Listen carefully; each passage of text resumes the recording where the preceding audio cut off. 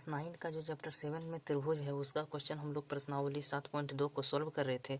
तो आज हम लोग क्वेश्चन नंबर 3 का सॉल्व करेंगे। 1 और 2 का मैंने कर दिया है सॉल्व, वो आपको प्लेलिस्ट में मिल जाएगा और चैनल पर भी मिल जाएगा।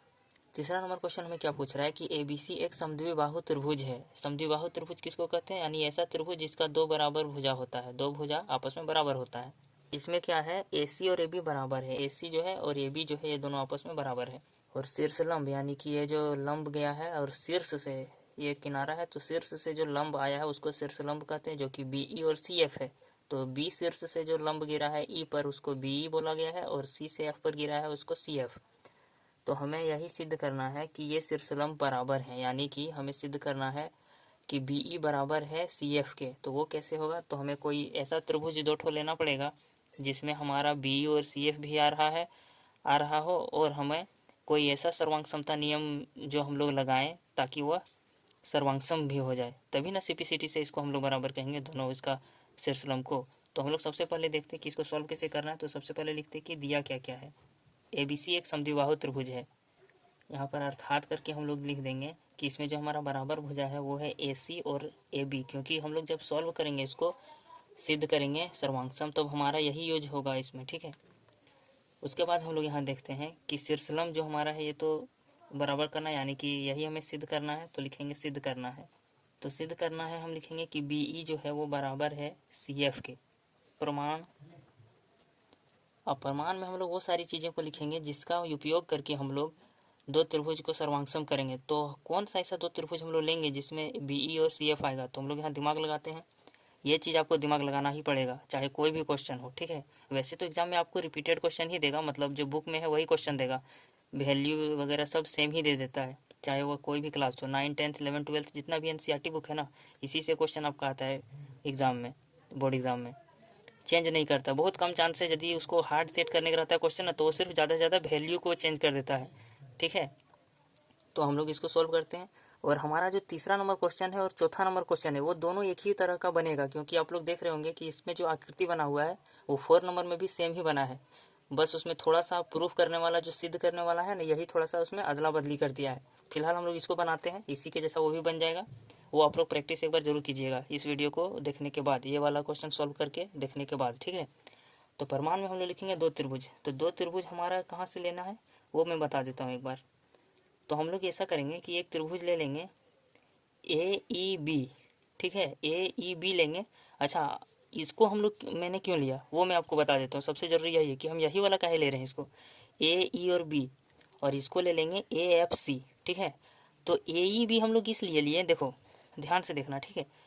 AE और B जो है, ये जो हमारा त्रिभुज है AE और B जो त्रिभुज है, इसमें हमारा एंगल A एक ठो है और यहाँ पर एंगल है इस त्रिभुज में, और यहाँ पर एक साइड भी है, क्योंकि AB और AC बराबर है ना, दिया गया है।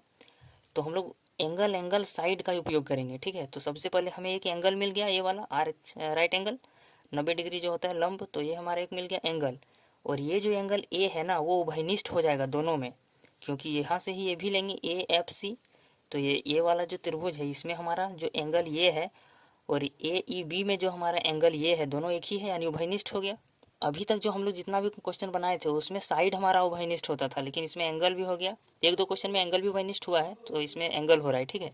तो हम लोग यहाँ पे प्रमाण में लिखेंगे कि त्रिभुज हमारा जो AEB है, AEB तथा त्रिभुज AEC, AFC, ठीक है, AFC और AEB। अब हम लोग यहाँ पे एंगल साइड का जो सर्वांग समता नियम है वो लगाएंगे। तो हम लोग सबसे पहले देखते हैं कि AEB में हमारा त्रिभुज में क्या क्या चीज़ है। तो AEB में जो हमारा है, सबसे पहले तो BE लिखना पड़ेगा या फिर AEB, क्योंकि एंगल फिर साइड लेंगे, कोण फिर भुजा, तो पहले E को लेंगे। तो पहले AEB लिखते हैं, एंगल AEB बराबर होगा एंगल, अब AEB लिए तो इसका AFC लेना पड़ेगा, AFC। और इसमें क्या लिखेंगे कि दिया है, बराबर दिया है कि नहीं दिया है, क्योंकि 90 डिग्री है ना, इसलिए आप यहाँ पे समकोण है, लंब है, ये भी लिख सकते हो। अब दूसरा हमें क्या लिखना है, एंगल A वाला। तो हम लोग इसमें ऐसा कर देंगे कि BAE लिख देंगे या फिर EAB लिख देते हैं। चलिए EAB, एंगल EAB। अब यहाँ पे BAE भी लिखोगे तो दिक्कत नहीं है, लेकिन जहाँ पे जो एक जैसा ही लिखना है सब जगह, ठीक है। तो ई ए बी लिख दिए, तो यहाँ पर एफ ए सी होना चाहिए, एफ ए सी। तो एंगल एफ ए सी ये हमारा क्या है, उभयनिष्ठ है। ये कारण आपको जरूर से जरूर लिखना है सब क्वेश्चन में, ठीक है। अब हमें लिखना है साइड, क्योंकि एंगल एंगल ले लिए, अब हम लोग साइड, साइड हमारा ए बी है, तो इसमें ए बी होगा और इसमें हमारा ए सी होगा, और ये हम लोग लिखेंगे कि दिया गया है। हम लोग लिखेंगे कि एंगल एंगल साइड सर्वांग समता नियम से कि त्रिभुज ए ई बी जो है वो सर्वांगसम है त्रिभुज ए एफ सी के, ए E B A F C. और ये दोनों जब सर्वांगसम है तो हम लोग कह सकते हैं कि अब, या फिर ऐसे लिख देना कि तो जब ऐसा है तो सीपीसीटी से क्या कह सकते हैं कि हमारा जो बीई है वो सी एफ के बराबर है, बीई सी एफ ऐसा होना चाहिए, ठीक है। बीई तो सी एफ, इसका लास्ट पोजीशन को पहले बी तो फिर ई फिर सी तो एफ, ऐसा होना चाहिए, BE is equal to C F. ऐसा यदि नहीं होगा तो फिर गलत। तो अभी मेरा हो गया अभी, तो ऐसे ही कर देना है, ठीक है। अब यहाँ पे यही प्रूव कर सकना है, बीई और सी एफ शीर्षलंब बराबर हैं। अब चलते हैं अगली क्वेश्चन की ओर। तो क्वेश्चन नंबर 4 को सोल्व करने वाले हैं। इसमें दिया गया है कि ए बी सी एक त्रिभुज है, ए बी सी एक त्रिभुज है, ठीक है, जिसमें ए सी और ए बी जो भुजा है उस पर शीर्षलंब बनाया गया है बीई और सी एफ, बीई और सी एफ, ठीक है, जो कि बराबर है, यानी बीई जो है और सी एफ जो है, बीई और सी एफ दोनों आपस में बराबर है।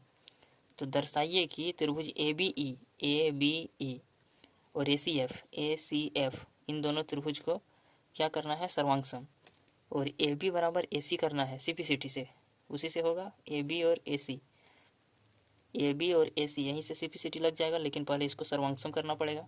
और ए बी और ए सी यदि बराबर हो गया और किसी त्रिभुज का दो भुजा यदि बराबर होता है तो हम लोग समद्विबाहु त्रिभुज कहते हैं, यानी ये भी हो जाएगा। तो सबसे पहला काम है कि इसमें हम लोग को इसको जो दो त्रिभुज है इसको सर्वांगसम करना पड़ेगा। तो सबसे शुरुआत करते हैं कि दिया क्या क्या है उसके। ए बी सी एक त्रिभुज है, ए बी सी एक त्रिभुज है, और बाद में लिख देंगे कि तथा बीई और सी एफ क्या है, बराबर है। इतना ही चीज़ इसका यूज करना है। अब हम लोग लिखेंगे कि सिद्ध करना है। पहला में सिद्ध करना है कि त्रिभुज ए बी ई सर्वांगसम है त्रिभुज ए सी एफ के, और दूसरा नंबर में हमें प्रूव करना है कि ए बी जो है वो बराबर है ए सी के। तो प्रमाण में लिखते हैं और शुरू करते हैं। तो सबसे पहले हम लोग को दो त्रिभुज दिया ही है, तो वही दोनों त्रिभुज को लिखते हैं कि त्रिभुज ए बी ई तथा त्रिभुज ए सी एफ में क्या क्या चीज़ हमें मिला है।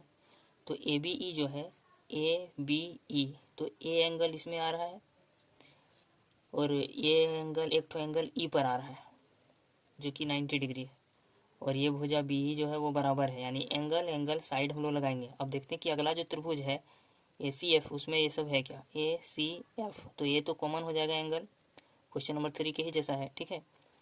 ए सी एफ, तो ए कॉमन हो गया और यहाँ पर भी 90 डिग्री है, तो दो एंगल मिल गया, और एफ सी जो है सी एफ ये दोनों बराबर है बी ई के, तो ये भी हो गया एंगल एंगल साइड। बी त्रिभुज ए बी ई में हमारा जो एंगल है ए, यानी कि बी ए ई लिख देते हैं, बी ए ई एंगल जो है बी ए ई बराबर है किसके, वहाँ से आप लोग नहीं लिख पाओगे ना, तो यहीं से लिख देना बी ए ई, यानी कि C A F, angle C A F. यहाँ भी आप मिलाओगे तो सही ही होगा, ठीक है, गलत नहीं होगा।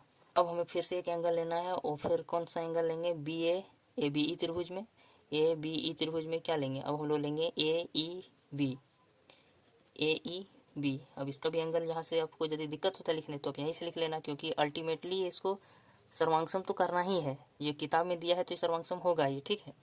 इसलिए हम लोग यहीं से सीपीसीटी हम लोग पहले से ही लगा देंगे, ठीक है। तो ऐसे करना तो नहीं चाहिए, लेकिन आप लोगों को मैं बता देता हूँ ट्रिक ये सब। ए ई बी फिर ए एफ सी, समझ में आया, ए ई बी, तो पहले ए एफ सी मतलब पोजीशन को याद रखना है, ठीक है, ए एफ सी।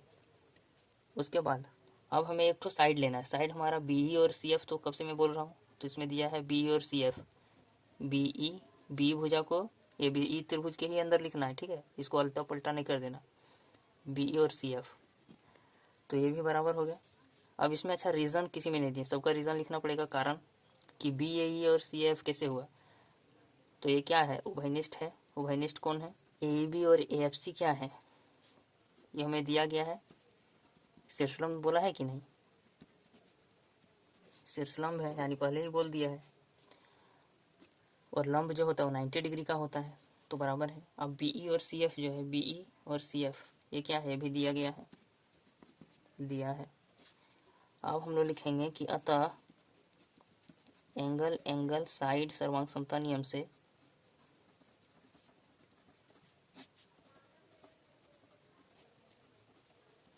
हमारा जो त्रिभुज है ABE वो सर्वांगसम होगा त्रिभुज ACF के। तो CPCT से हम लोग कह सकते हैं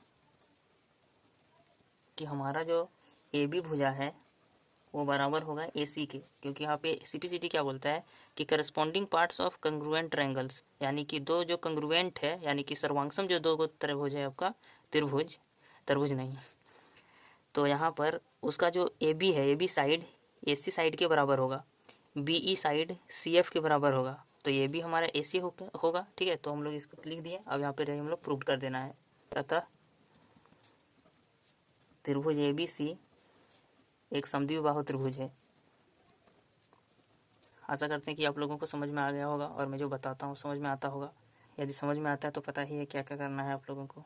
पहले आपको एक बार देख लेना है, रिवाइज करना है। और मैंने बताया ना कि 3 और 4 क्वेश्चन नंबर एक ही जैसा है, उसमें किया क्या है, 3 नंबर क्वेश्चन में क्या किया है, जो इसमें ABAC बराबर करने बोला है ना, सिद्ध करने बोला है, उसमें क्या है दिया है, मैं दे दिया है AB और AC बराबर, उल्टा कर दिया है, BE और CF को 3 नंबर में प्रूफ करने बोल दिया है, सिद्ध करने।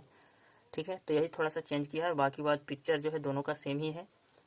तो सबसे पहले आप लोगों को 3 नंबर बना लेना है, उसके बाद 4 नंबर खुद से दिमाग लगाना है। ठीक है, क्योंकि ज़रा सा भी हार्ड नहीं है, दोनों एक ही जैसा है, दोनों में एंगल साइड ही लगेगा, सिर्फ साइड जो है वो थोड़ा सा चेंज होता है। ठीक है, तो आशा करते समझ में आया होगा, और खुद से पहले प्रैक्टिस कीजिएगा तब वीडियो देखिएगा, और नहीं बनता है तो फिर वीडियो देखिए, समझिए।